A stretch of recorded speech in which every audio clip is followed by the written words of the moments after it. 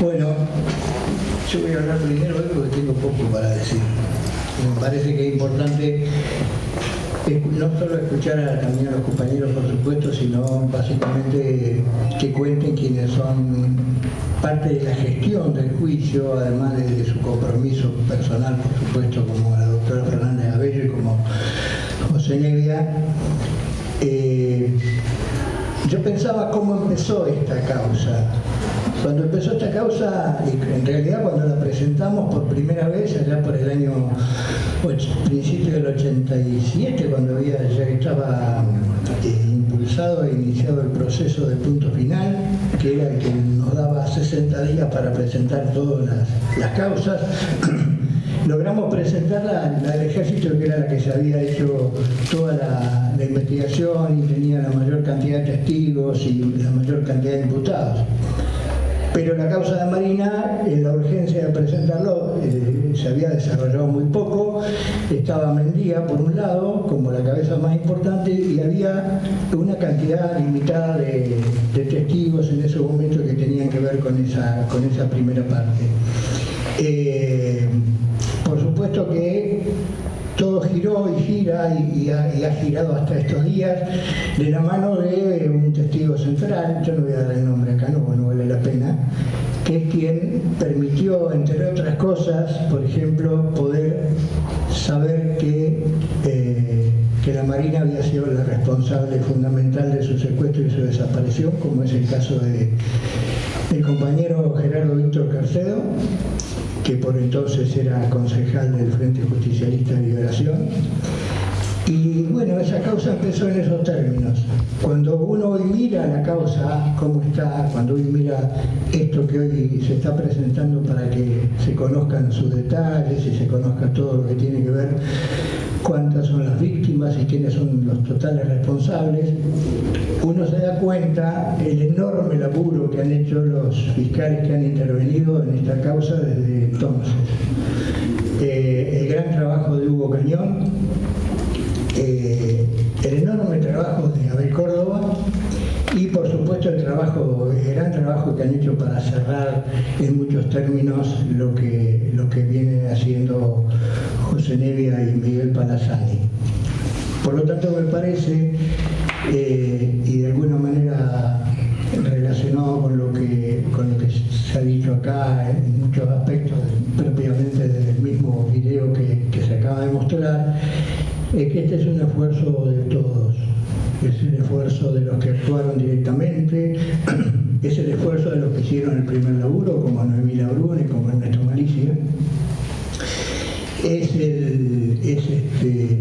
el enorme compromiso de todos y cada uno de los que han participado un cachito en este proceso, porque muchas veces hay discursos grandilocuentes respecto a lo que tiene que ver con la causa que se hacen de determinados sectores que diría yo confunden, porque esto, es decir, llevar adelante un juicio, desarrollar un proceso de investigación, lograr encontrar los testigos y acusar a los responsables, no es una cuestión de discursos de palco ni discursos de calle. Esto es laburo. Acá hay trabajo, más allá del compromiso, digo. El compromiso tiene que ver con ese trabajo.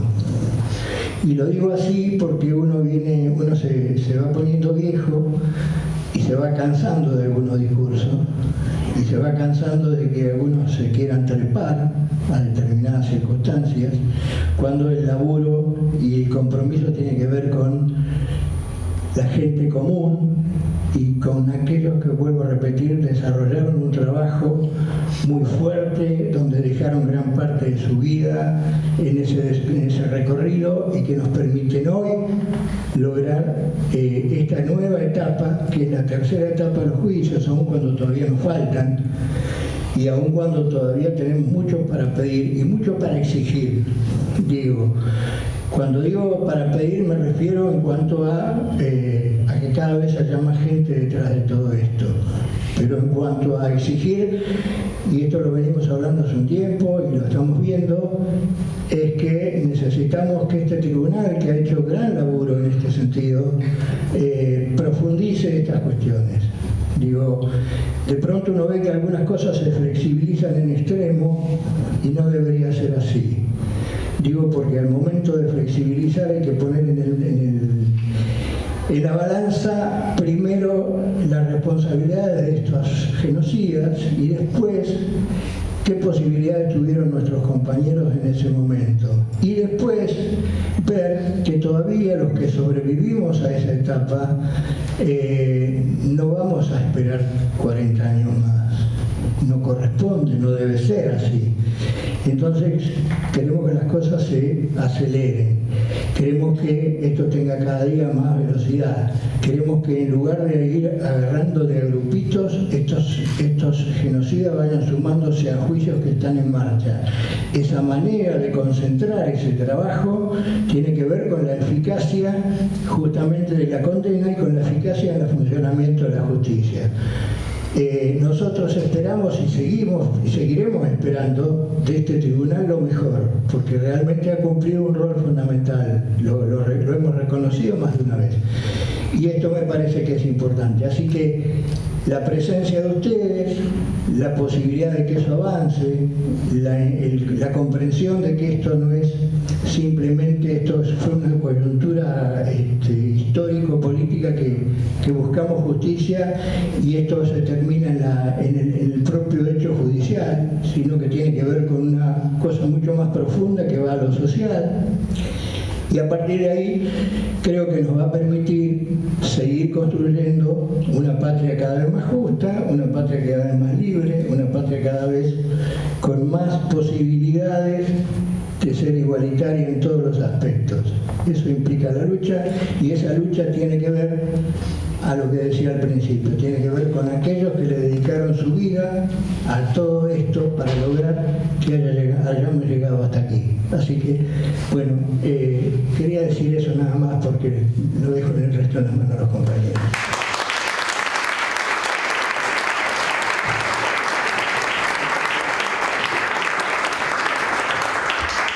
Bueno, ahora escuchamos a Adriano Novara.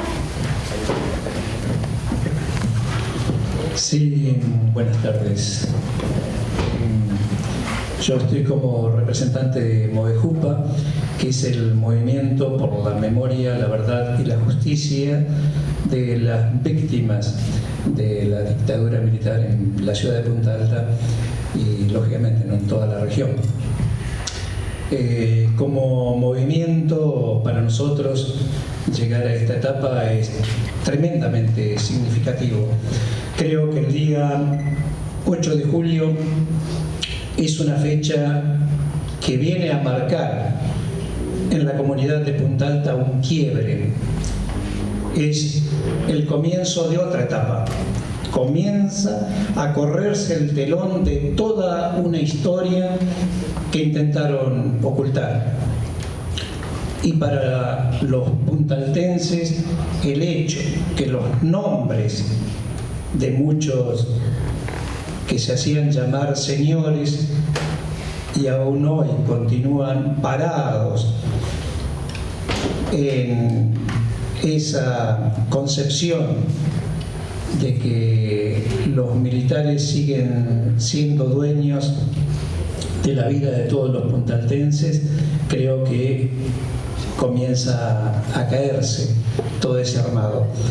Así que resulta tremendamente significativo, vuelvo a repetir, para quienes conformamos el Movejupa en primer término, porque mis compañeros, por allí cuando comenzamos a darle forma a este movimiento, ponían por allí como objetivos o propósitos que buscábamos esta cuestión de ir poniendo ante la comunidad de Punta Alta los distintos sucesos ocurridos, de ir tratando de delimitar quienes habían sido responsables en primer término de todas las muertes ocurridas, las desapariciones, las torturas, Y otro de los objetivos era ir formando en la comunidad una conciencia de que había otra historia, y particularmente decíamos dirigirnos a los jóvenes para que ellos se apropien de esa historia y militen realmente en la lucha por los derechos humanos. Así que para mis compañeros del Movejupa, en esta corta historia que tenemos de 4 años, también el día 8 de julio viene a marcar una fecha importante. Comienza a cumplirse algo de lo que nos habíamos propuesto.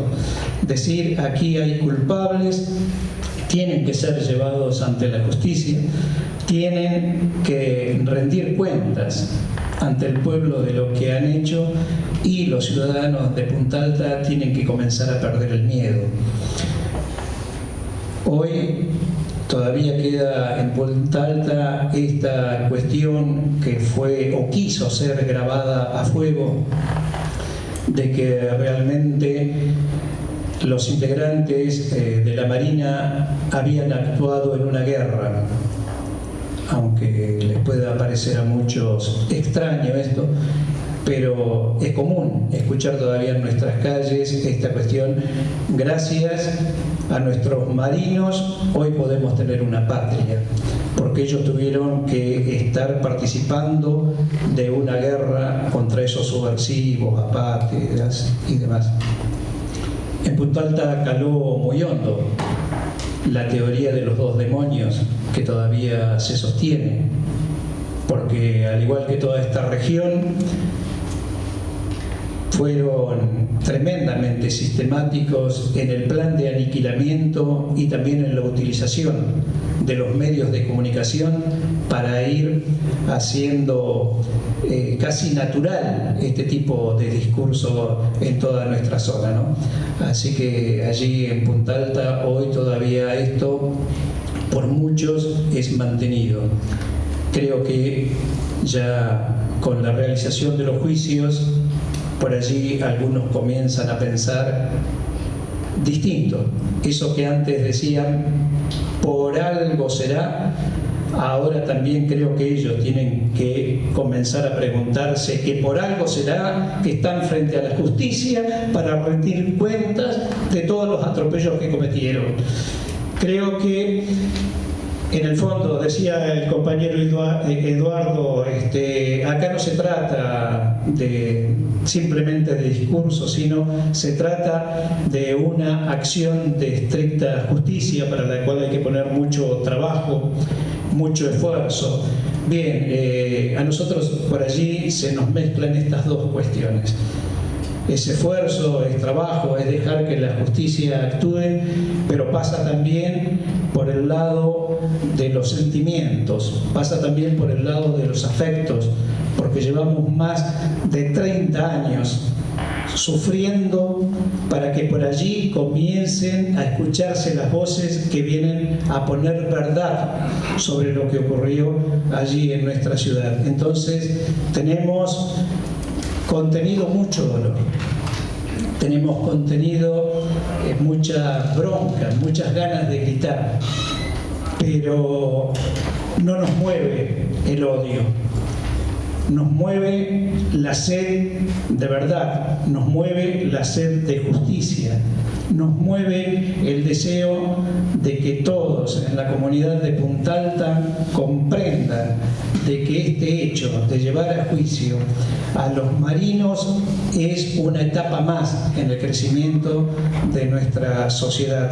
Así que, reitero, es como la realización de un largo anhelo y de un sueño, esto de decir también a ellos les llegó la hora. Así que aquí estamos, venimos colaborando desde la época del desempeño de Hugo Cañón, venimos colaborando en lo que nosotros podemos, acercando datos que al mismo tiempo algunos vecinos se acercan a darnos, y bueno, dispuestos a seguir colaborando en lo que podamos para que realmente esto que decimos y ojalá podamos seguir manteniéndolo hasta el cansancio. La memoria para nosotros no es una mirada del pasado, sino que es contemplar a ese pasado que hoy se hace presente, ¿no? Y ayer en la ciudad de Punta Alta, un nuevo aniversario de la ciudad, desfilaron nuestros compañeros. Y allí estuvo Daniel, allí estuvo Claudio, allí estuvo Norberto, allí estuvo Estela Maris, todos nuestros compañeros detenidos desaparecidos. Ayer desfilaron en la ciudad de Punta Alta y ese es también el cambio que estamos logrando, ¿no? Esta es la batalla cultural que tenemos que dar. Así que, bien, todo esto ayuda al crecimiento de nuestra comunidad. Nada más, gracias.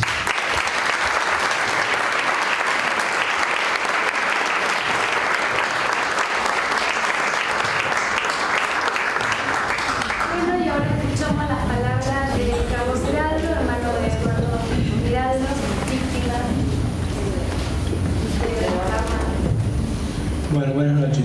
En principio, para Eduardo y Mario son gente conocida, ni hablar de abogada y fiscal. Yo me presento, Carlos Cerata mi nombre. Mi hermano fue secuestrado en una primera oportunidad y llevado al buque ese que se veía ahí, al 9 de julio, estaba desarmado, junto con muchos otros compañeros. Luego fue liberado. Nosotros ya vivíamos en Bahía Blanca en ese momento, somos de Punta Alta, pero ya vivíamos en Bahía Blanca. Y luego sufrió un segundo secuestro. El primer secuestro, vale la pena destacarlo, lo hizo gente de Infantería Marina uniformada, lo bajaron en un micro que venía de Mar del Plata.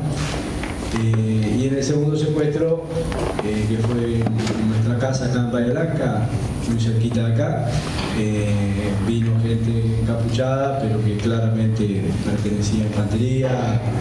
Nosotros somos gente que vivimos en Punta Alta y conocemos el ámbito militar, la ropa militar, tenemos clara experiencia de qué se trata. La misma gente que lo llevó, de hecho mi hermano antes que se lo llevaran, en el mismo momento de salir dijo: mamá, no te hagas problema, son los mismos de la otra vez, después me van a soltar de nuevo. Así que lo reconoció claramente como la misma gente que lo había tenido la primera oportunidad. Y luego de eso, 2 meses después, lo secuestraron a mi padre. A mi padre tuvieron secuestrado 4 meses y después de torturas y vejámenes lo liberaron. Mi padre lamentablemente murió hace 10 años, en el año 2004.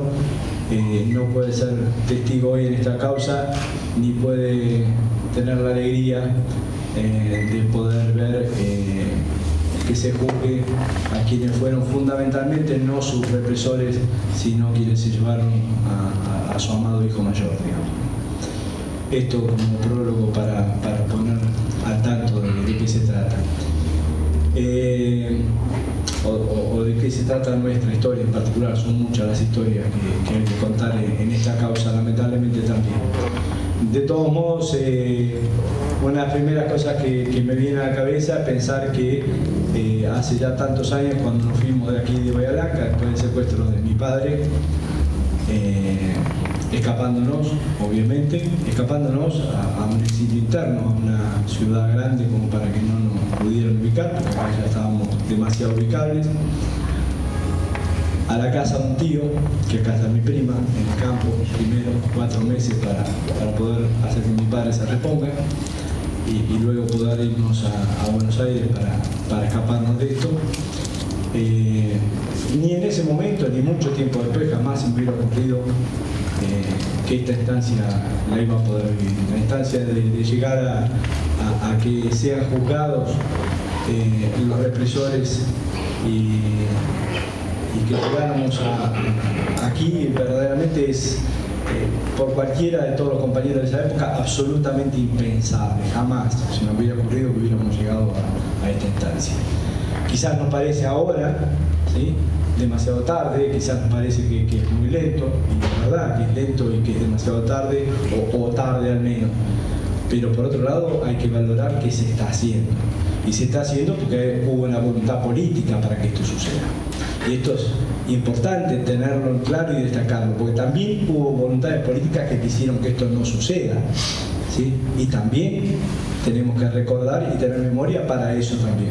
Hubo quienes no quisieron que estos procesos llegaran adelante y hubo quien sí quiso que estos procesos llegaran a este término desde las máximas autoridades que dirigieron este país. Y por eso estamos en esta instancia, obviamente, y esto creo que ni vale la pena decirlo, destacando primero que nada la labor de todas las organizaciones de derechos humanos, de todo el país, y en Bahía Blanca en particular, de Hidalgo, de Malicia, la gente de Movejupa, que yo no sé si son inconscientes o tienen los huevos más grandes que los pies, pero realmente el militar en Punta Alta, yo les puedo asegurar que, yo creo que cuando nosotros hicimos era por inconsciencia.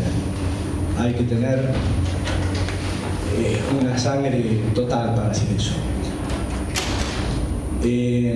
A pesar de que me contaban recién que en el desfile del aniversario de allá de Punta Alta, que yo lo vi en fotos y que llevaban la foto de mi hermano y que no dejo de agradecerles nunca lo que hacen en esa ciudad, recibieron el aplauso de toda la comunidad de Punta Alta, y que cuando pasaron por el palco donde estaban los militares aplaudieron, la banda dejó de tocar en el momento que pasaba el movimiento de Movejupa en el desfile. Ojalá realmente algo esté cambiando, ojalá las nuevas generaciones se den cuenta que verdaderamente se puede vivir en un ámbito mucho más consensuado, civilizado, y ojalá incluso, que esto lo charlaba hoy con el fiscal José, esto de pie sea también un principio para cosas posteriores que generen cambios sociales también, y que generen una sociedad más igualitaria y más justa, y que generen, por ejemplo, en una ciudad de Punta Alta, que yo lo he dicho muchas veces, que la vida civil y la vida militar de Punta Alta sean una sola, ¿sí? El cerco tiene que cercar una base militar, no tiene por qué cercar a toda la población militar. Eso es un gueto. Es el primer country, como digo yo, de la Argentina, ¿sí? Y viven como en un country, viven en un gueto. Y generan lo que generan los countries, aislación. Yo estoy seguro que si sacaran ese cerco, si toda esa brutal instalación que tiene la base naval pasara a ser algo que pudieran disfrutar todos, civiles y militares, sin ver si son oficiales, suboficiales o personal subalterno, las dos piletas la usen todos se pueden bañar con el mismo agua, viene toda el mar, así que yo estoy seguro que en pocas generaciones, en 2 o 3 generaciones más, estaríamos hablando de otra realidad, una cosa distinta.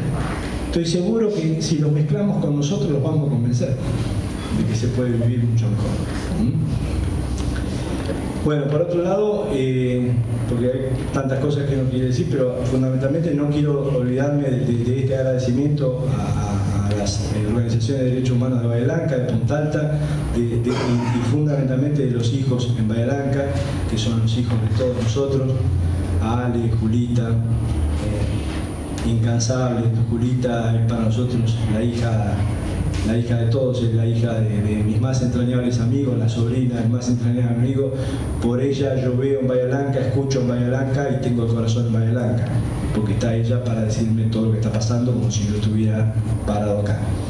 Y hacen una labor incansable. Estuve leyendo que están yendo a los colegios, salen, ¿sí?, a dar charlas, y de esto se trata, ¿sí?, de generar conciencia de qué se trata todo esto, de qué es lo que pasó, no solamente para hacer una historia de todo lo sucedido y de contar la parte triste ni nada por el estilo, sino para tomar conciencia de que estas acciones que tuvieron lugar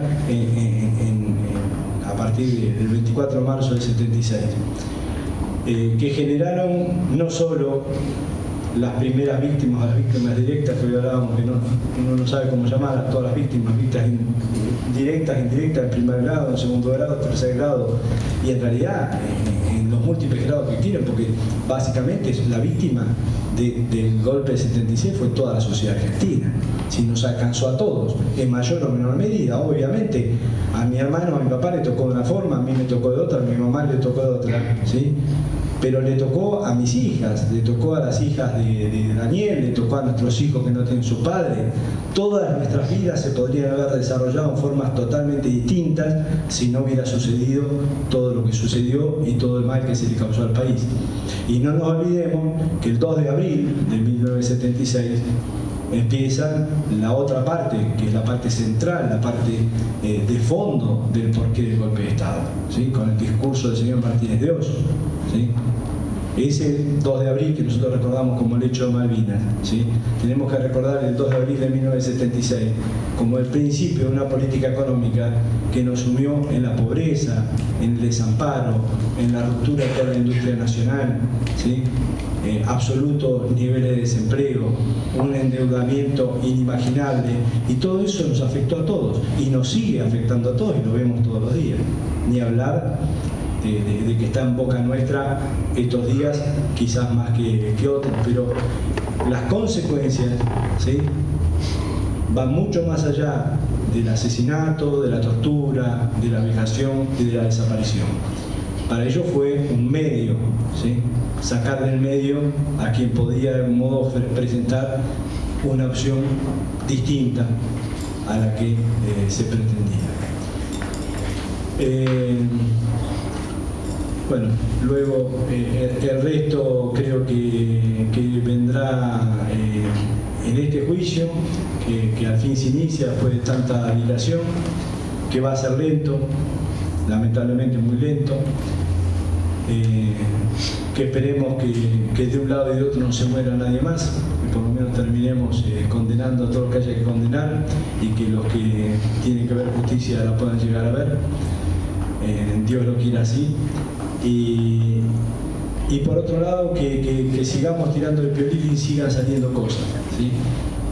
Como bien dijo Mario, que conoce perfectamente bien la ciudad de Punta Alta, yo estoy segurísimo que en Punta Alta hay tanta gente que sabe tantas cosas y que estamos juzgando una partecita tan pequeña de todo ese aparato, que ojalá aquellos que son gente de buen corazón y que actúan de buena fe y que por temor, y lo entiendo, no hayan hablado en algún momento, puedan empezar a darse cuenta que este es el momento de decir lo que se sabe y poder encontrar a los verdaderos responsables del principio al fin, todos los que podamos, todos los que sean, todos los que realmente hayan cometido todos estos actos. Por el resto, gracias a todos por venir.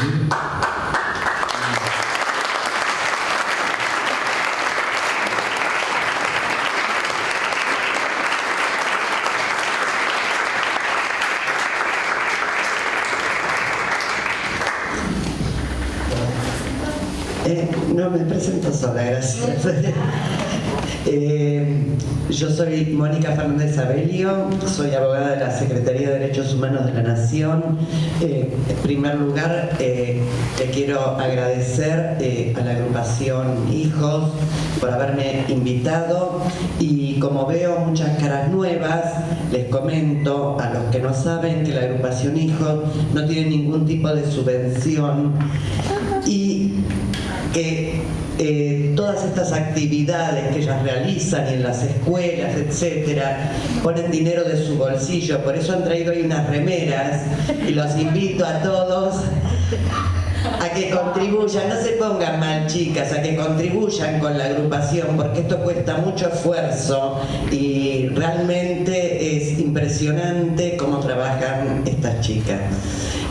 Bueno, les estaba comentando que yo soy abogada de la Secretaría de Derechos Humanos de la Nación. La Secretaría es un organismo dependiente del Poder Ejecutivo Nacional, donde se han fijado como objetivos, entre otros, el de entender en la observación activa, el seguimiento y la denuncia de casos y situaciones relativos a los derechos humanos. Les aclaro que la Secretaría no se ocupa únicamente de los delitos de lesa humanidad, sino que se está presentando en los femicidios y en los casos de trata de personas. Fue establecido por decretos que compete a la Secretaría realizar el impulso, el seguimiento procesal de todas las causas que versen sobre situaciones de derechos humanos, ya que las situaciones que se investigan vulneran el derecho de gentes al que el Estado argentino se ha comprometido a respetar y garantizar ante toda la comunidad internacional, porque de no hacerlo será el propio Estado argentino, en cabeza del Poder Ejecutivo, quien será denunciado ante los organismos supranacionales de control de cada tratado sobre derechos humanos, a lo que nuestra norma suprema les otorga rango constitucional. Es la Comisión Interamericana de Derechos Humanos la que año tras año destaca en sus informes anuales los grandes avances de nuestro país en el combate contra la impunidad por las graves violaciones a los derechos humanos y valora y reconoce el cumplimiento sustancial por parte de nuestros estados de las recomendaciones contenidas en los informes de fondo. También debemos destacar que hasta junio de 2013 solamente 7 estados miembros, o sea el 20%, habían logrado la ratificación de todos los tratados interamericanos de derechos humanos. Entre esos 7 estados está nuestro país. Pero además de imponerle a esta representación normas nacionales e internacionales, se le impone prioritariamente su decisión ética de afianzar la justicia. Entendemos que para afianzar la justicia, la memoria y la verdad son herramientas ineludibles. Adviértase que precisamente la reconstrucción histórica de los hechos y el esclarecimiento de la verdad son respectivamente el método y el objetivo de todo proceso penal. El establecimiento de la verdad y su reconocimiento como algo disvalioso resulta fundamental para el fortalecimiento de la democracia, para lo cual la justicia penal es trascendental. Cuando hablamos de juicio de lesa humanidad, nos estamos refiriendo a que la lesividad que caracteriza a estos delitos ya no se desenvuelve en el ámbito individual o colectivo de una determinada sociedad, sino que inflige un daño a la humanidad entera, porque la naturaleza del acto lesivo es de tal magnitud que la humanidad se hace una representación del daño, evocando el dolor y el sufrimiento que provocaron dichos actos a otros seres humanos, y se presume que tal tipo de hechos socava la dignidad misma del individuo, porque el mero hecho de cometerlo, a pesar de que no estén involucrados todas las personas directamente o los nacionales de otros países. Así entonces el daño que produce el delito de lesa humanidad se traslada por representación a toda la comunidad internacional, convirtiéndose en un delito internacional, y es por ello que tenemos las dos características de estos juicios, que son la universalidad de su juzgamiento y la imprescriptibilidad. Les comento muy someramente que juicios de lesa humanidad tuvimos en Nuremberg, en Tokio, en Ruanda, Sierra Leona, en Yugoslavia. Todos estos juicios fueron tribunales internacionales los que juzgaron. Acá en la Argentina tenemos una particularidad, ya que los delitos son juzgados por tribunales nacionales, por jueces nacionales, y siendo delitos de lesa humanidad, específicamente genocidio, sin embargo los delitos por los que se los juzga están contenidos en nuestro Código Penal y se los pena por las penas que están previstos en ellos. Nosotros ya transitamos 2 juicios que a los efectos de la organización, digamos, interna nuestra, nosotros separamos los juicios ejército y armada.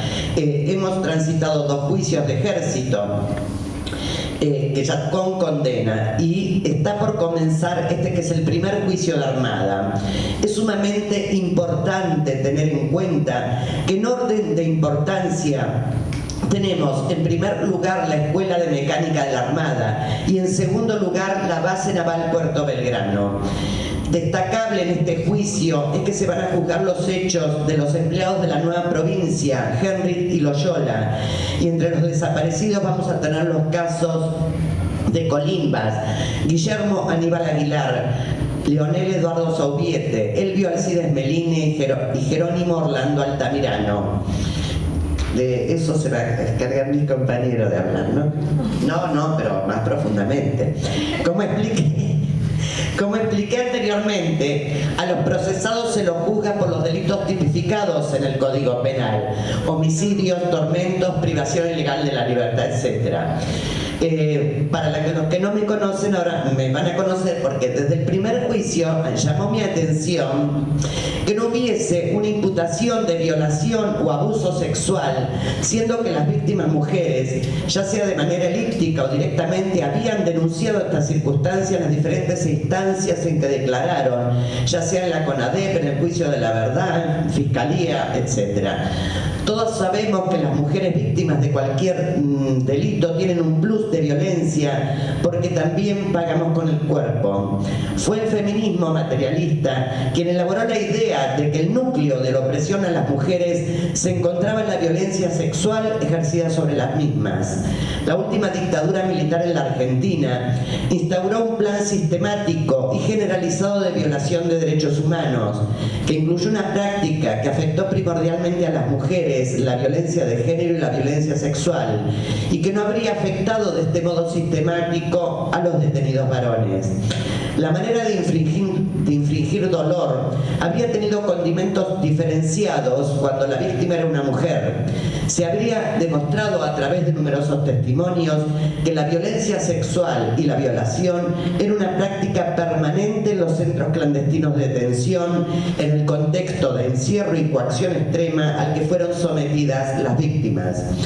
El discurso de la última dictadura militar estaba impregnada de toda una misoginia católica más fundamentalista, que consideraba a la mujer como puerta del infierno, solo redimida por los dolores del parto y la servidumbre, y su rol únicamente dentro de la familia patriarcal y machista. Es por eso que su odio era redoblado hacia estas mujeres militantes, porque no solamente compartían con sus compañeros las ideas de emancipación y liberación, sino que habían tenido la osadía de salirse de la vida privada a la vida pública, rol que únicamente está reservado a los hombres en las sociedades patriarcales. Es por ello que estas mujeres, que probablemente ni pensaran en el feminismo, sin embargo con su práctica levantaban una de las principales reivindicaciones feministas, cuál es la participación en la vida pública, o sea, las mujeres como sujeto de la historia y no como objetos. Por eso que las violaciones y las vejaciones sexuales que sufrieron fue un mensaje dirigido a ellas mismas y no a sus compañeros. Esto es una interpretación mía, por supuesto, ¿no? Como en el caso de las violaciones masivas del bando ganador a las mujeres del bando perdedor en las guerras de los Balcanes o los genocidios de Ruanda. Y asimilo a estas mujeres luchadoras a la suerte que corrieron las mujeres revolucionarias en la Guerra Civil Española, quienes fueron violadas, amén, que por sus ideas que compartían con sus compañeros, por salirse de su rol de madre o putas al que las tenía confinadas en la sociedad patriarcal. En los años 80, los procesos judiciales en los juicios de lesa humanidad tenían aspiraciones acotadas y los testimonios estaban enfocados a probar la existencia de un plan sistemático de represión. Por eso los delitos sexuales no aparecieron en la sentencia contra los excomandantes de la dictadura. Frente a la dimensión del plan de exterminio, el objetivo de probar la represión opacó vivencias individuales que quedaron en segundo plano. En cambio, ahora se registra un salto cualitativo en los testimonios. A partir de la reapertura de los juicios, las sobrevivientes parecen más preparadas para revelar esta experiencia. Hay además una enorme producción académica del movimiento de mujeres que contribuye a dar visibilidad a estas acciones criminales. También un hito fundamental son las sentencias de los tribunales penales internacionales de la ex Yugoslavia y por el genocidio de Ruanda en los años 90, cuando se reconocieron los ataques sexuales como delitos de lesa humanidad. En cuanto a la consideración por parte de los jueces de delitos de lesa humanidad a las violaciones y abusos sexuales sufridos por las mujeres durante la dictadura militar, aunque varían las distintas jurisdicciones, podemos decir que hubo una evolución. Fue planteado por primera vez en el año 2008 en el juicio a Santiago Mar Riveros. donde se dictó la falta de mérito por considerar que las violaciones eran eventuales y no sistemáticas. De ahí prosiguió su evolución y lo subsumieron en el delito de tormentos, y recién en el año 2010 en la ciudad de Mar del Plata se condena al genocida Gregorio Rafael Molina, entre otros delitos por violaciones reiteradas. A partir de ahí lo tomaron en Mendoza y otras jurisdicciones y han empezado a contemplar este delito como delito autónomo. Existen varios factores que contribuyen al mutismo casi absoluto que tienen las víctimas para denunciar este delito. Por un lado, los sentimientos de culpa y humillación y vergüenza son dominantes y generan que las víctimas silencien y oculten estos hechos tan graves de vulneración de sus derechos humanos, como si ellas tuvieran alguna responsabilidad de esos delitos perpetrados por los represores. Por otra parte, este silencio tiene otro factor que lo nutre y radica en las responsabilidades del Estado de investigar y juzgar la violencia sexual. La indiferencia en la investigación de la violencia sexual, por su magnitud, crueldad y consecuencias, tiene un efecto directo, que es la impunidad. Debo destacar en este sentido el compromiso de los fiscales Nevia y Palazani han contraído con este tema, siendo ellos quienes han impulsado la primera denuncia en Bahía Blanca por abusos sexuales en el Quinto Cuerpo. En cuanto a cuál es la importancia para que las mujeres denuncien este delito y que sea considerado de lesa humanidad, aparte de los otros tormentos que pueden haber sufrido de picana, submarino, electrodos, colgaduras, mordeduras de perros, golpes. La importancia es que la denuncia con el correspondiente juicio y castigo es lo que repara el sufrimiento, y no solo a las víctimas, sino que nos reparan a toda la clase mujer en su conjunto y les marcan a las víctimas actuales de delitos sexuales que este es el único camino a seguir para que estos delitos no queden impunes. Finalmente, como veo muchas caras nuevas, lo que quiero es invitarlos a que vengan a los juicios. Les digo, el mundo judicial, ¿no?, tiene los ojos puestos en Argentina. Yo les explico, estos son delitos de lesa humanidad. Acá los jueces están creando jurisprudencia internacional. Dentro de unos años, o ya, digamos, esto es historia viva de Bahía Blanca. Más allá de que es muy importante que acompañemos a las víctimas en su declaración, pero también es importante para registro de ustedes, tenemos la suerte de poder estar en Bahía Blanca viviendo este momento histórico.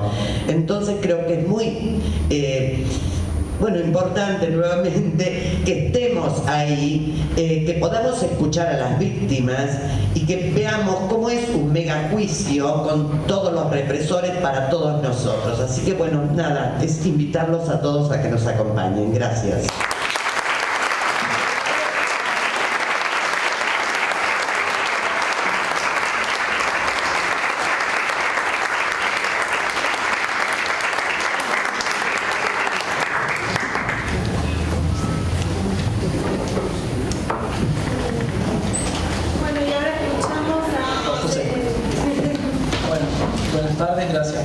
Y por estar aquí. Siempre es muy difícil hablar después de sobrevivientes, de víctimas en sentido amplio, como recién señalaba Carlos, después de escucharlo a Eduardo, Carlos, a todos, a los movimientos, a Moni, yo pensaba contarle un poco en números de qué se trataba el juicio para darle una dimensión, pero me encontré con el panfleto de ustedes chicos y como ni me contó quiénes son, ya está, se me fue la charla. Pero a ver, y bueno, más allá de eso, quería dar unos datos para que entendamos de qué estamos hablando cuando hablamos de un gran juicio y de la envergadura de lo que esto significa, de los tiempos judiciales que también son a veces tiempo de las sociedades, ¿no? Son un reflejo. La justicia generalmente es el vagón de cola de la sociedad, jamás ha sido la locomotora, desgraciadamente, hay excepciones. Si uno piensa que la declaración de la inconstitucionalidad de las leyes impedía el juzgamiento de estos delitos, fue allá lejos y a comienzo de este siglo, o fin del siglo pasado, ya pasaron más de 14 años y recibimos por el primer juicio de Armada aquí en la región, en donde está la base más grande de la Armada de la Argentina, de Sudamérica, y donde estaban las cabezas que pensaban la operatividad de la Armada a nivel país, a nivel arma. Estoy hablando de los comandos. Bueno, recién ahora vamos a empezar a juzgar a ver qué sucedió acá, y eso va a tener, entendemos, una implicancia de velar un poco de qué pasó. Parecería que todo pasó por la ESMA, o pasó todo por la ESMA y una parte en Mar del Plata, y se pierde la dimensión de lo que ocurrió aquí en la zona, no solamente por lo que ocurrió materialmente en la zona, sino por lo que necesariamente, reglamentariamente y fácticamente implicó o implica tener esos comandos y esas unidades aquí en la zona, a nivel país estoy hablando. Como lo señalan acá en el panfleto de los chicos, de hijos, en principio serían 25 los imputados a ser juzgados. Eran 26, se fugó uno de arriba de un patrullero. De esos 25 imputados tenemos que son 9 no son de la Armada, y los que son de la Armada, como señalaban, están en prisión domiciliaria. Los únicos detenidos en cárceles comunes son o del ejército, o de prefectura, o de la policía de la provincia.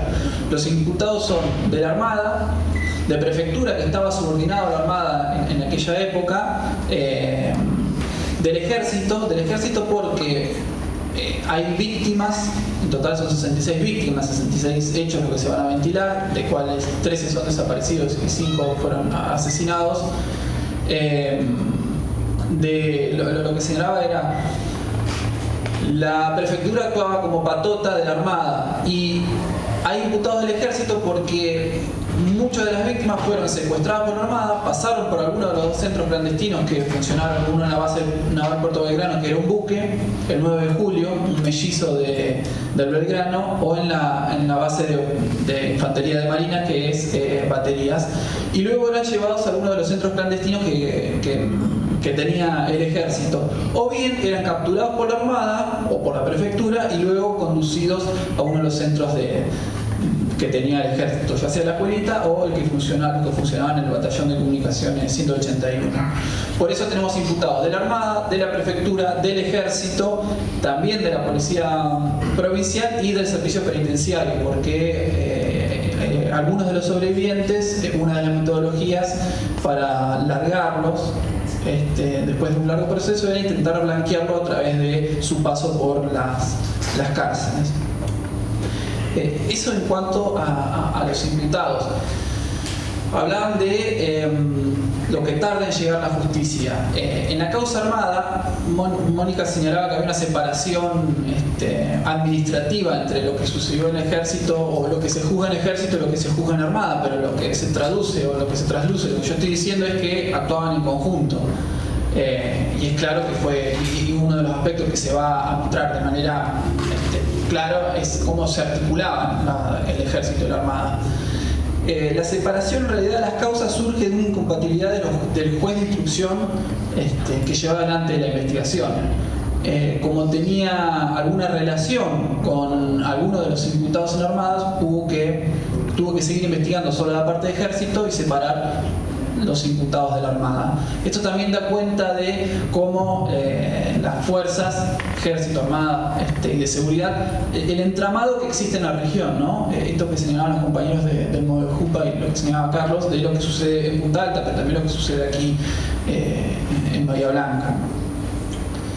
Respecto de las víctimas, ¿cuál va a ser ese universo de víctimas de esos 66 casos que se van a ventilar? Perdón, me dirigí a otra parte y me salté. Lo que señalaba es con el retardo de llegar a la justicia, esta separación de causas, en el camino se fueron, la impunidad biológica, se fueron muriendo imputados. En la causa ya hay más de una veintena de imputados muertos, es decir, hoy llegamos a un juicio oral casi con la misma cantidad de imputados muertos. Y a su vez hay un total de 14 imputados que podrían llegar a ingresar a este juicio, que nosotros de la Fiscalía estamos intentando, en compañía y con apoyo de las querellas, de que se sumen estos 14 nuevos imputados a este juicio. Esto sirve también para dar una verdadera dimensión y un juicio, realmente un juicio más completo, para poder explicar realmente toda esa estructura de un arma de 3 bases que se puso en movimiento para reprimir y suprimir una identidad. La identidad de estas 66 víctimas. El juicio no es solamente números. A lo que voy es, cuando escuchaba a Carlos, hay que preguntarse quiénes son estas víctimas, ponerle cara, ponerle cuerpo, ponerle memoria. Y eso lo permite el debate oral. Por eso también es importante la participación en el debate oral. Venir, escuchar, ver, sentir, transmitir. Porque, como señalaba Carlos, eso tiene que salir del ámbito solamente de los judiciales y llevarlo adelante a las escuelas, a distintos lugares. Generar conciencia, mostrar esas consecuencias. Con Miguel siempre decimos acá está faltando una parte importante de la población. Falta alguien. Esos 66 hoy de Armada fueron alguien. Bueno, hay que preguntarse quiénes están faltando. Hay que preguntarse quiénes están faltando y nos van a dar el por qué se llevó adelante este genocidio, ¿no?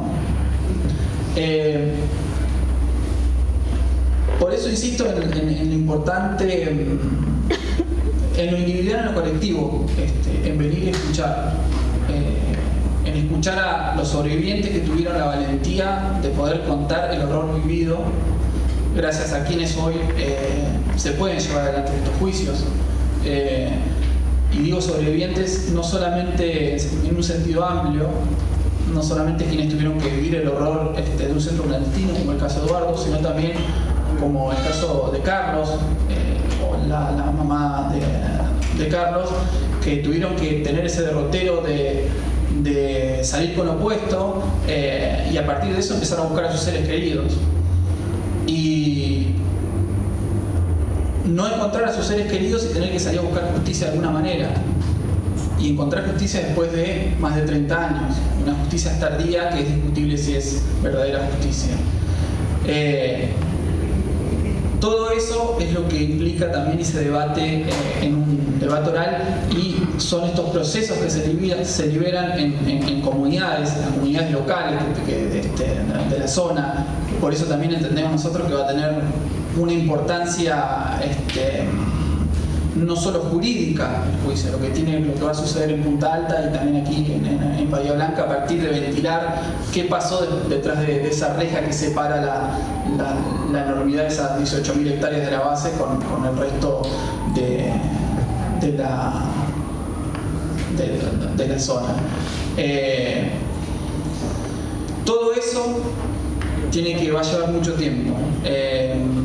En principio el tribunal, arrancamos el 8, lamentablemente después del 8 se corta hasta agosto porque viene la feria judicial, y eso es sagradísimo para los oficiales, es sagradísimo, un mes de vacaciones, y luego arrancaría nuevamente 3 audiencias por semana, por supuesto que no toda la semana, sino semana por medio. Bueno, y a partir de ahora vamos a leer las imputaciones. Digamos, los pasos procesales son: un juicio oral se comienza diciéndole a los imputados de qué se lo acusa, para que los imputados se puedan defender. Eso va a implicar una serie de jornadas de lectura. Luego de eso, los abogados discuten algunas cuestiones técnicas, nulidades que puedan surgir planteadas por las defensas. A continuación se le da la oportunidad a los imputados que declaren y luego de eso empiezan a desfilar o a participar o a darle voz a los testigos, tanto de la parte acusadora como de las defensas. Eso es el derrotero procesal que viene de aquí en adelante, que comienza el 8 y es la única fecha que tenemos hasta ahora, aunque tendría que continuar después de la feria. Yo quería dar así como un pantallazo muy general con algunos números para que tengamos idea de lo que es el juicio que se viene, y por supuesto que estaría bueno que en todo caso circule un poco, si quieren hacer unas preguntas, no a mí, sobre todo a ellos. Gracias.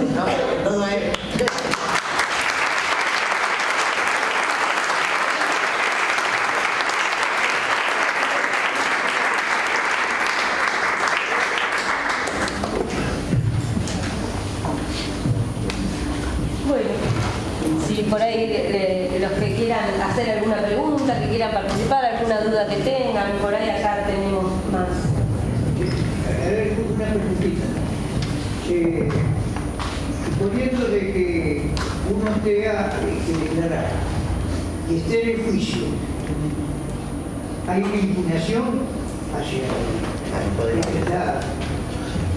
A ver, lo que este tribunal tiene por práctica es, si uno es testigo, hasta que uno no declara, o sea, yo soy testigo, hasta que me toca mi turno declarar, no puedo ingresar a escuchar el resto de lo que se viene declarando antes. Una vez que yo declaro, después puedo entrar libremente al resto de las audiencias. Antes no.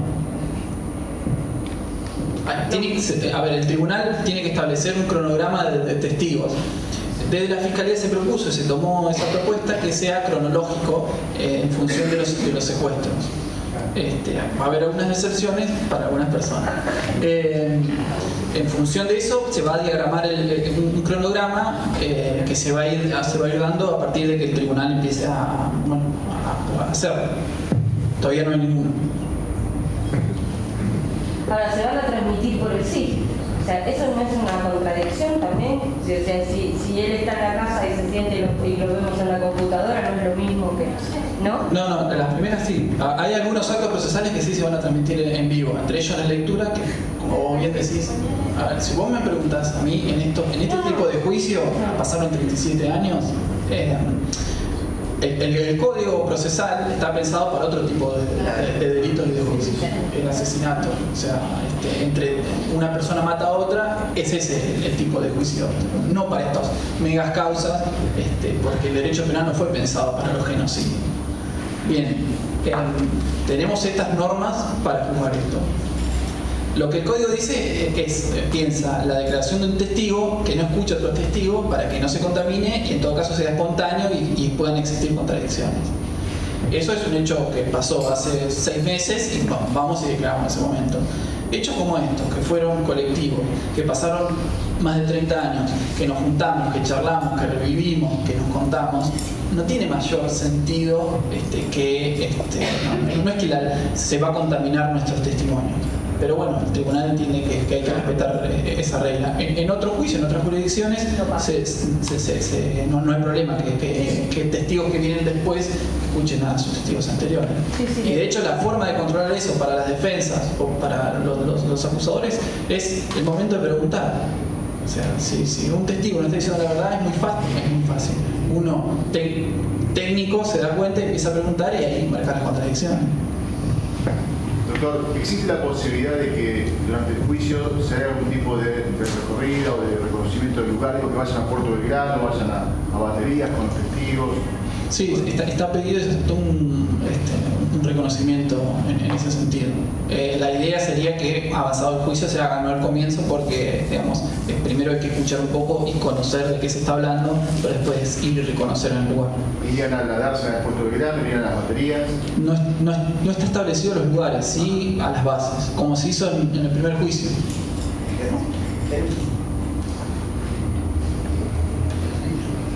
Otra preguntita que se me ocurrió. ¿Qué pasó con los autos esos que estaban ¿cómo eran los autos? ¿Torino?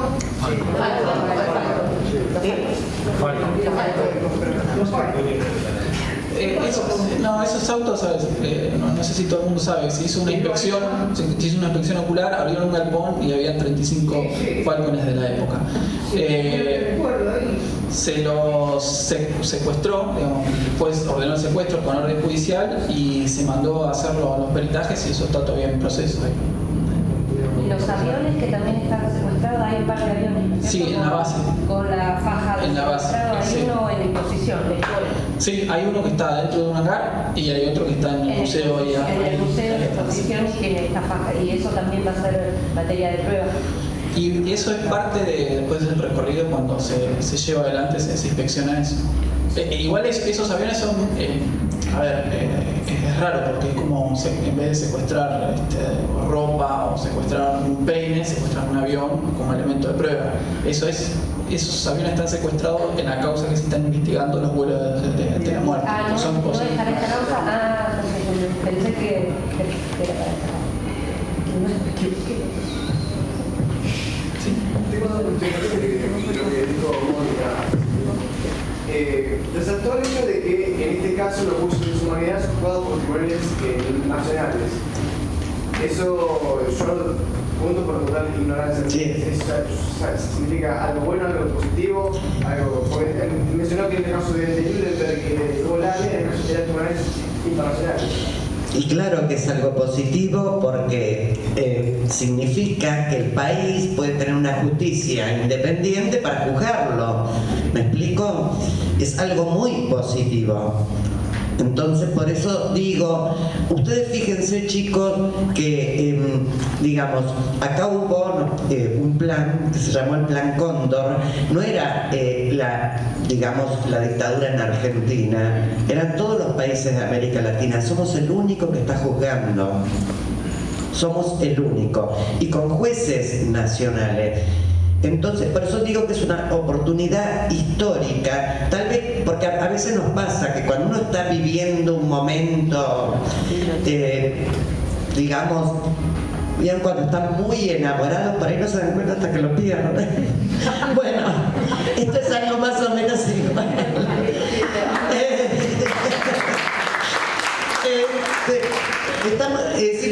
Tal vez no puedan dimensionar muchas personas la importancia que tiene esto. Digamos, en todo el país, bueno, como yo soy localista, vivo en Bahía Blanca, yo digo, a veces uno ve, qué sé yo, que la gente mira por televisión películas que dan de grandes procesos judiciales, y nosotros lo estamos viviendo acá, ahora. Aparte, la dimensión que tiene escuchar a las víctimas y a los familiares de las víctimas. Yo expliqué lo que era esa humanidad, porque digo, cuando la humanidad entera se siente lesionada, bueno, Bahía Blanca se siente lesionada, Punta Alta, la Argentina. Nosotros somos nacionales, somos de esta ciudad, ocurrió acá al lado, nuestros vecinos se van a enterar, digamos, de muchas cosas, van a escuchar declarar a personas que por ahí es el amigo del amigo del... ¿Me explico? Es algo que por más que uno lo lea, no es lo mismo, porque tiene toda la emocionalidad de acompañar. Yo les digo que es algo que no se lo van a olvidar en su vida y realmente nada, por eso que los invito a participar y a que, bueno, y que le digan a otras personas, porque yo siempre digo, después van a poder contarle a sus hijos el día de mañana. Yo estuve ahí, yo estuve sentado y escuché testimonios. Pero déjame completar lo que decía Moni. Lo importante o la distinción del caso argentino es, y como lo marca un artículo muy citado de la Constitución, es que no hay comisiones especiales para juzgar. No se crea un tribunal para juzgar estos delitos. Son los mismos jueces, los jueces que juzgan otra causa de drogas. ¿Sí? Me agarran a mí con drogas, esos mismos jueces me van a juzgar a mí. Y no hay una reglamentación especial, es el Código Penal que regía en aquella época. Por eso la diferenciación del caso argentino. Es el propio pueblo argentino que juzga a sus propios genocidas, con los jueces naturales, como ya señaló la Constitución, y con la ley vigente al momento de los hechos. Te doy un ejemplo, el tema de los delitos sexuales. Uno tiene que, en el proceso penal lo que vos tenés que hacer es, vos tenés una serie de prerrogativas que después tenés que traducir un hecho. La serie de prerrogativas del Código Penal.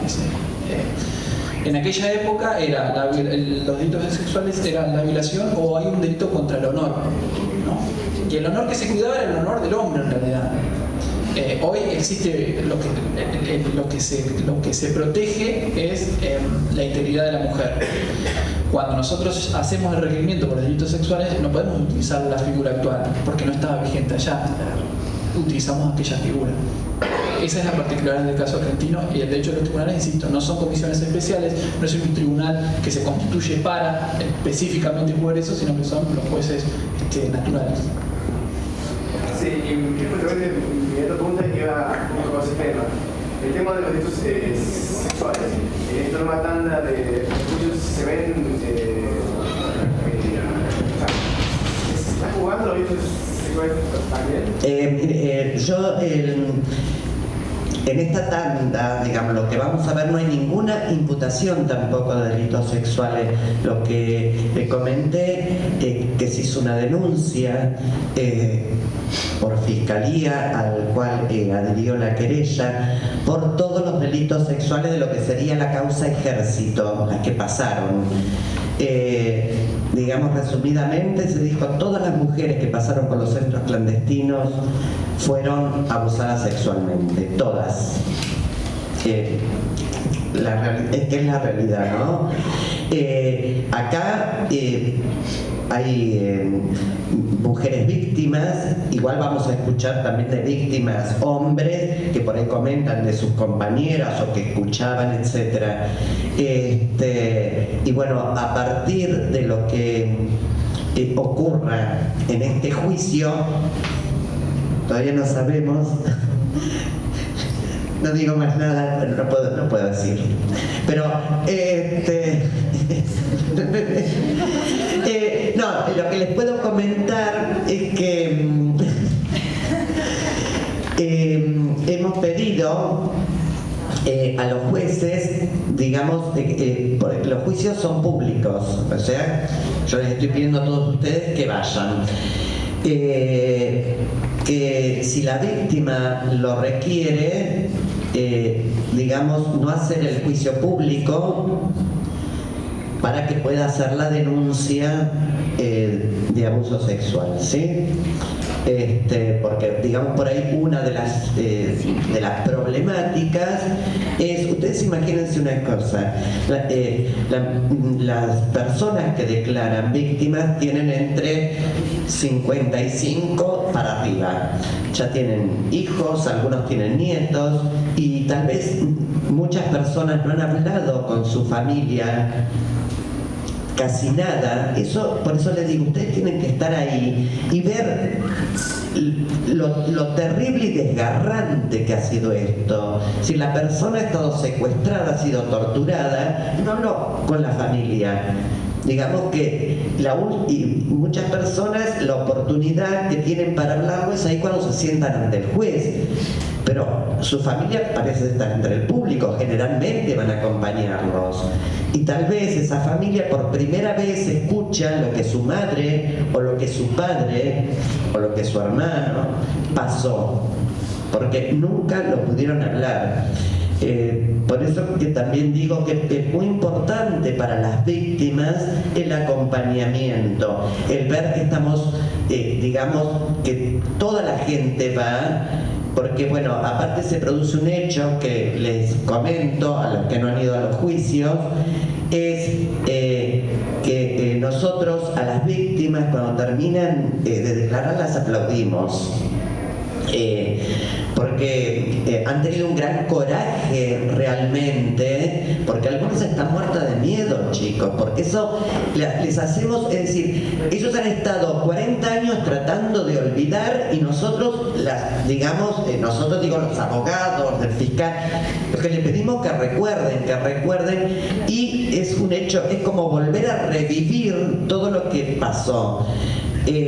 Como sin testigos no hay juicio y nosotros dependemos de ellos para condenarlo, y es un esfuerzo emocional. Tienen apoyo, bueno, no sé si ustedes saben que el Estado argentino puso todo, digamos, hay un montón de cosas que puso para que estos juicios se realicen, y entre ellos puso psicólogos para atender a las víctimas, que las atienden antes, durante y después, porque hay muchas personas que se aterrorizan. Entonces, por eso le digo la importancia, bueno, esa víctima, nosotros cuando termina de declarar la aplaudimos, que es como un reconocimiento, digamos, a su valor, ¿no es cierto? Y a que tuvo fuerza. Hay personas que no pudieron venir a declarar, hay personas que quedaron mal de la cabeza por la situación que pasaron, ¿me explico? Y entonces, por eso que es importante para nosotros como sociedad decir: te acompañamos, estamos con vos, estamos ahí, ¿no es cierto? Y bueno, una manera de expresarlo es el aplauso, ¿no?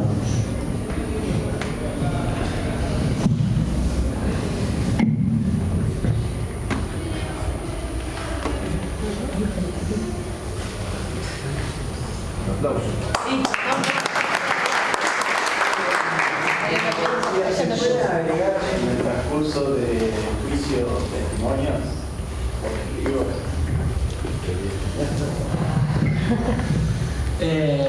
Sí, a ver, en la etapa de prueba, cuando uno... el proceso penal tiene distintas etapas, que uno tiene que ir cumpliendo o pierde la oportunidad, hablando ya. La etapa de ofrecer pruebas ya pasó, es antes de que se inicie el debate. Eso no quita que si durante el transcurso del debate surge nueva prueba, el tribunal haga excepción a que se produzca esa prueba. El testimonio es una de las medidas de prueba, entonces puede surgir Carlos Bay cuenta que tal le contó que vio, y bueno, entonces uno se le pide al tribunal que se cite a esa persona a ofrecer testimonios, y ahí el tribunal, si hace lugar, se citará y puede contar. Yo les sugiero, porque como yo no soy fiscal, puedo sugerir cosas que los fiscales no pueden. Yo les sugiero que si acá hay testigos para la causa y saben de alguna persona que sabe, claro, no, pero digamos, que si saben de alguna persona que sabe cosas, pero que no está ofrecida como testigo, entonces cuando ustedes testimonien, tienen que decir: fulano de tal estaba ahí, me dijo, me contó, Entonces a nosotros nos da pie para traer a ese testigo. Más allá de lo que dice Mónica, las causas se siguen incluyendo, o sea, se siguen investigando. Lo que tiene en particular es, por eso dice que se va lemando por tramos, y nosotros queremos sumar a una cuestión. Lo que se hace es: se junta suficiente prueba sobre determinados hechos, sobre determinadas víctimas, pruebas sobre la responsabilidad de determinados imputados, y eso, porque si esperamos a investigar todos los hechos y todos los imputados, nunca se hace el juicio. Como se toma ese tramo y se eleva a juicio, entonces se juzga esa partecita. Por eso tuvimos un primer tramo de ejército, un segundo, ahora tenemos un primer tramo de armada, después vamos a tener un tercero de ejército, y así hasta que se mueran los imputados, básicamente. Lo que significa es que mientras tanto se sigue juntando prueba en la instrucción, que se llama, que es donde uno va buscando esa prueba para llegar a juicio. Entonces, cualquiera que tenga información, la Fiscalía de Sarmiento 173 se acerca, puede aportar documentación, o si se quiere testimoniar, se hace una cita y se toma testimonio, digamos. Siempre es importante cualquier dato, pero por insignificante que a alguno le parezca, nosotros es un gran rompecabezas que vamos buscando las piecitas y acomodándolas. Esa es nuestra responsabilidad. Yo quería preguntar, relacionando esto que estás diciendo con la situación de Punta Alta, en donde, bueno, por ustedes mismos la otra vez cuando estuvimos en Punta Alta, ustedes mismos por ahí contaban que ustedes viven, digamos, en situaciones donde personas saben que hay genocidas ahí dando vueltas. Sí, hay muchos vecinos. Hay muchos vecinos Sí. que saben y se saben. ¿Cómo se puede hacer para, digamos, penetrar ese círculo inquebrantable de complicidades civiles por miedo o por ideología, por lo que sea, para poder, digamos, tener justicia? Sí, yo decía al principio que el inicio de estos juicios viene a cambiar muchas cosas, creo, en Punta Alta, y una de ellas es salir de esa cultura del miedo en la cual fuimos gran parte de la población formados, porque en Punta Alta la mayoría de los habitantes tiene vinculación con las Fuerzas Armadas, porque siempre tiene algún familiar que tiene esa formación militar, entonces ese patrón cultural es tremendamente difícil de cambiar. Por eso también decía que el hecho de que los militares libraron una guerra, o la teoría de los dos demonios, tiene muchísima fuerza, porque esto ya está instalado desde lo cultural.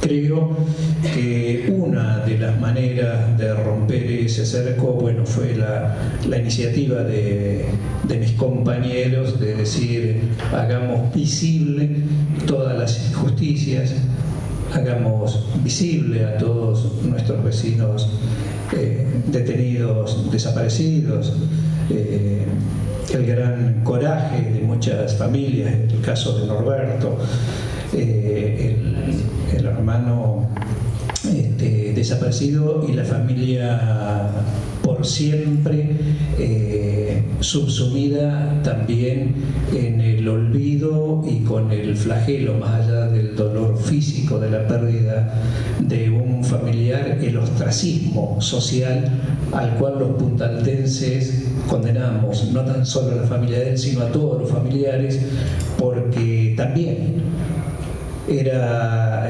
directa la lectura de que por algo había sido. Por tanto, de esa familia había que estar alejado porque era contagioso el virus revolucionario, tremendamente contagioso. Y allí había que pensar en categorías de Dios, patria, y quien no estaba con Dios, patria, era la muerte, ¿no? Así que vencer el miedo creo que también es una de las categorías humanas más difíciles, porque creo que todos tenemos miedo a algo o a alguien, y allí lo que se instaló fue el terror. Por esto es que el golpe instaló la cultura del terror, precisamente a través de todo su accionar, y allí la base naval Puerto Belgrano fue el asiento del Comando de Operaciones Navales, como decía muy bien el fiscal. Desde allí se pergeñaba todo el plan de aniquilamiento de personas. Así que nosotros estábamos viviendo en el centro de todas esas operaciones, y por allí, no quiero utilizar la metáfora del noviazgo, pero por allí estábamos metidos en un baile y no entendíamos muy bien, y ahora a la distancia estamos viendo qué es lo que bailaba cada uno, ¿no? Bueno, nos tocó bailar con la peor, pero estamos dispuestos a que la historia cambie, y bien, algunas cosas se están dando.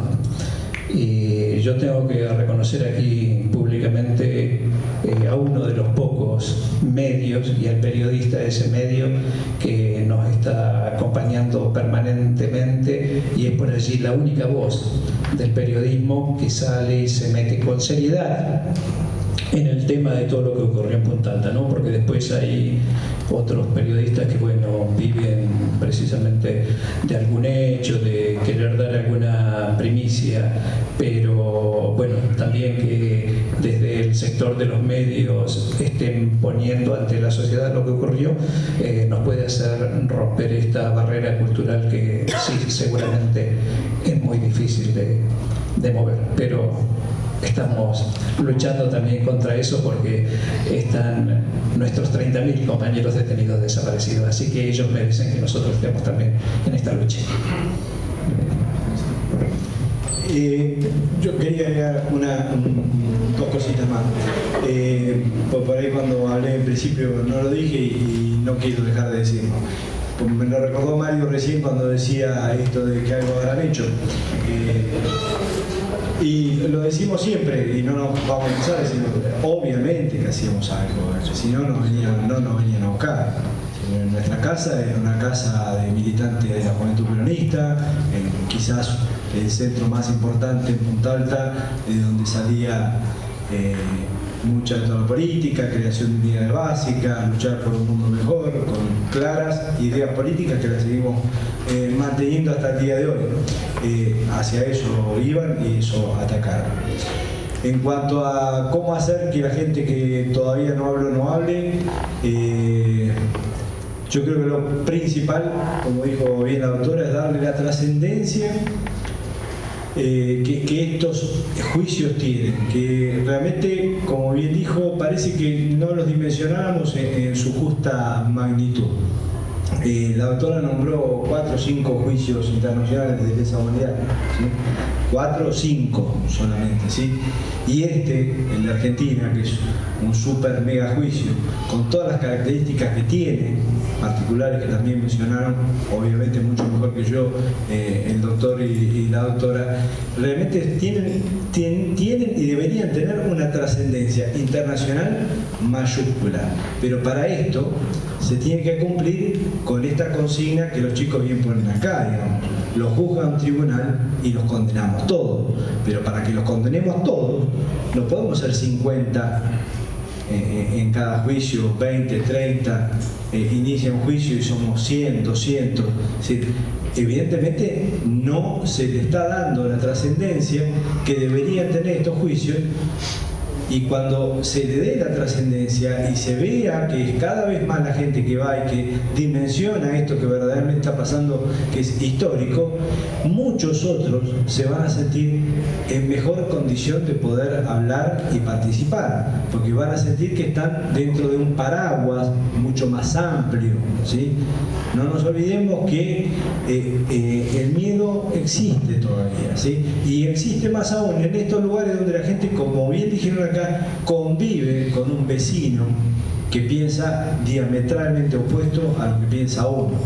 Tiene un tío, una tía, un primo, ¿sí? Que son militares, que piensan absolutamente distinto que uno, que tienen, pero no que piensan políticamente distinto. Políticamente distinto podemos pensar todos.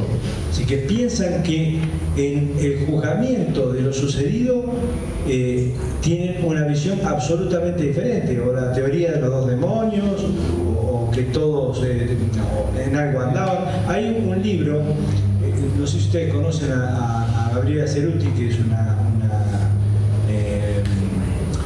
periodista, hoy diputada, si no creo mal, de la Capital Federal, ¿sí?